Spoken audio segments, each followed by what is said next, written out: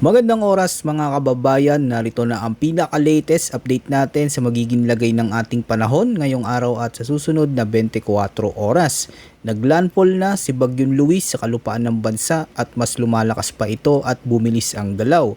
Bukod dito, nabubuo na ang kasunod na bagong bagyo at posibleng malakas din ito.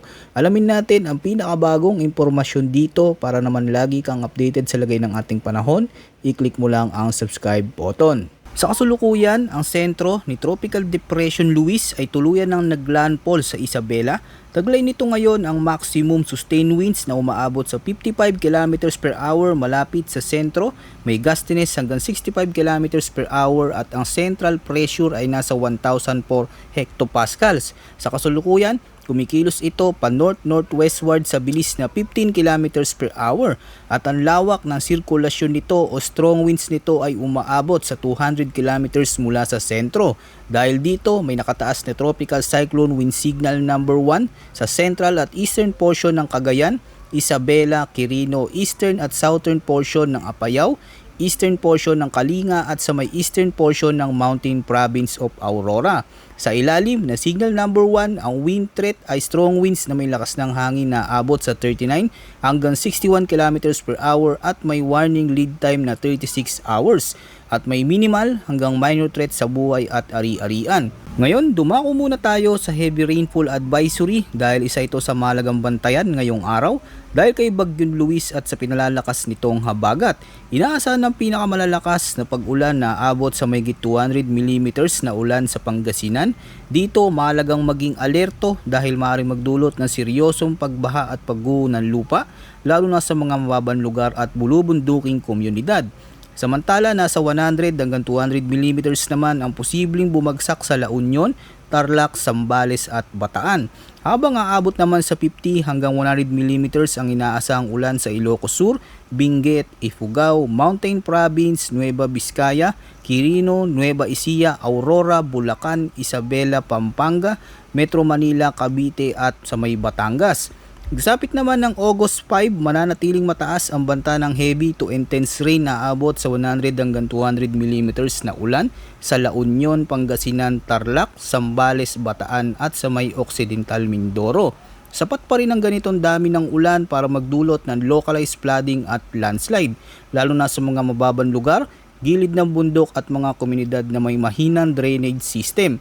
Samantala, 50 hanggang 100 mm naman ang posibleng tumama sa Ilocos Sur, Benguet, Nueva Vizcaya, Aurora, Nueva Ecija, Bulacan, Pampanga, Metro Manila, Cavite, Batangas, Laguna, Rizal at sa may Antique. Pagdating naman ng August 6, maari pa ring magdulot ang natitirang sirkulasyon ni Bagyong Luis na may moderate to heavy rains na abot sa 50 hanggang 100 mm sa may Zambales, Bataan, Cavite, Batangas, Occidental Mindoro at sa may Antique. Mahalagang tandaan na ang mga rainfall forecast na ito ay maari pang mas lumala lalo na sa mga kabundukan at matataas na lugar kung saan mas madaling maipon at lumakas ang ulan. Bukod dito, kung ang isang lugar ay nakaranas na ng sunod-sunod na pag-ulan nitong mga nakalipas na araw, mas mataas ang posibilidad ng flash floods, pag-apaw ng mga ilog at landslides. Dumako naman tayo sa track and intensity outlook ng Bagyong Luis. Mahalagang tandaan na kahit may tinatayan landfall area ang bagyo, hindi lamang ang mismong lugar na yon ang maaaring makaranas ng masamang panahon. Ang malalakas na pag-ulan at mapaminsalang hangin ay maaaring maranasan sa mga lugar na nasa labas ng inaasahang landfall point at maging sa labas ng forecast confidence cone. Bukod dito, posible pa ring magkaroon ng pagbabago sa magiging track ng bagyo habang patuloy itong gumagalaw. Batay sa kasulukuyang forecast, patuloy nakikilos ang Bagyong Luis sa Hilagang Kanluran o northwestward pagkatapos maglandfall sa Isabela. Inaasahang bigla itong liliko patungong east-northeast kasabay ng unti-unti nitong paglayo sa kalupaan ng bansa. Gayunpaman, mahalagang bigyan diin na mataas pa rin ang uncertainty, ibig sabihin maari pa ring magkaroon ng pagbabago sa magiging direksyon at tatahaking landas nito sa mga susunod na oras. Habang papalayo ito sa bansa, posible itong humina at maging isang remnant flow pagsapit ng Miyerkules, August 5. Sa mga susunod na araw, ang natitirang sirkulasyon ni Luis ay naasahang maa-absorb sa mas malawak na sirkulasyon ng Bagyong Dolphin o Super Typhoon Dolphin na siyang magiging dominanteng weather system sa rehiyon. Dumako naman tayo sa forecast weather condition sa iba't ibang bahagi ng bansa kung saan patuloy na mararamdaman ang epekto ng Bagyong Luis. Sa Cagayan, Isabela, Quirino, Apayao, Kalinga, Mountain Province, Ifugao at Aurora, inaasahan ng pag-ulan na may kasamang malalakas at pabugso-bugsong hangin dulot ng direktang impluensya ng Bagyong Luis. Dahil dito may posibilidad ng katamtaman hanggang malakas na pag-ulan na maaring magdulot ng flash floods at landslides lalo na sa mga bulubundukin at mababang lugar. Bukod pa rito, ang malalakas na bugso ng hangin ay maaari ring magdulot ng bahagyang pinsala sa ilang kabahayan, puno at iba pang magaang insektura.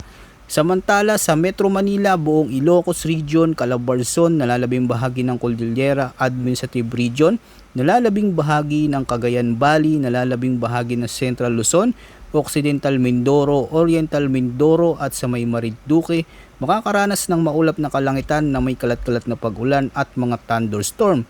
Bagamat hindi direktang dinadaanan ng sentro ng bagyo ang mga lugar na ito, patuloy pa ring hinihila ng malawak na sirkulasyon ng Bagyong Luis ang napakaraming ulap at moisture. Kaya nanatili ang banta ng flash floods at landslides lalo na kung magtatagal ang malakas na buhos ng ulan. Sa Western Visayas, Negros Occidental at Palawan, ang habagat o southwest monsoon na lalo pang pinalalakas ng Bagyong Luis ang patuloy na magdadala ng maulap na kalangitan na may kalat-kalat na pag-ulan at pagkidlat pagkulog. Sa ilang lugar, maaaring maging malakas ang pag-ulan kaya hindi rin isinasantabi ang posibilidad ng pagbaha at pagguho ng lupa. Samantala sa nalalabing bahagi ng bansa, inaasahan ng bagyang maulap hanggang maulap na kalangitan na may panakanakang rain showers o thunderstorms na pangunahing dulot ng localized thunderstorms. Bagamat hindi kasing lawak ang magiging pag-ulan, maaari pa rin magkaroon ng biglaang malalakas na thunderstorm sa hapon o gabi na may kakayahang magdulot ng localized flash floods at landslide sa mga maapektuhang lugar. Sa tropical cyclone threat potential naman para sa week 1 mula August 3 hanggang August 9, nanatiling aktibo ang dalawang tropical cyclone na ating binabantayan.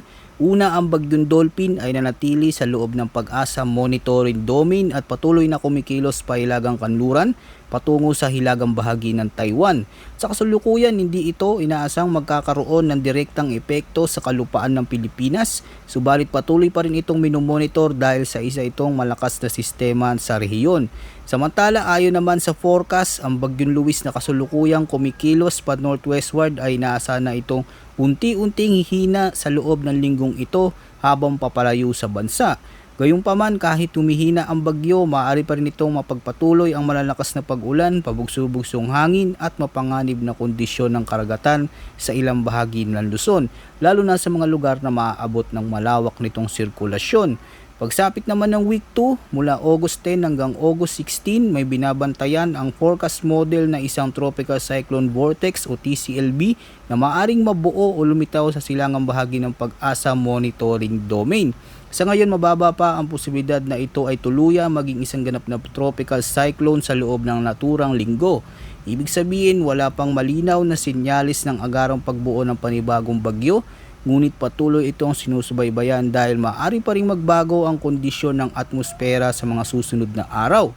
Sa kabuuan, ang tropical cyclone threat ay nanatiling mas mataas ngayong week 1 dahil sa presensya ng Bagyong Luis at Bagyong Dolphin sa ating monitoring domain. Samantala, mas mababa naman ang banta sa week 2, bagamat hindi pa rin inaalis ang posibilidad ng pagbuo ng panibagong weather disturbance sa silangan ng bansa. Patuloy nating bantayan ang mga weather updates dito sa ating channel para sa pinakabagong impormasyon. Maraming salamat sa inyong suporta mga kababayan at huwag kalimutang mag-ingat.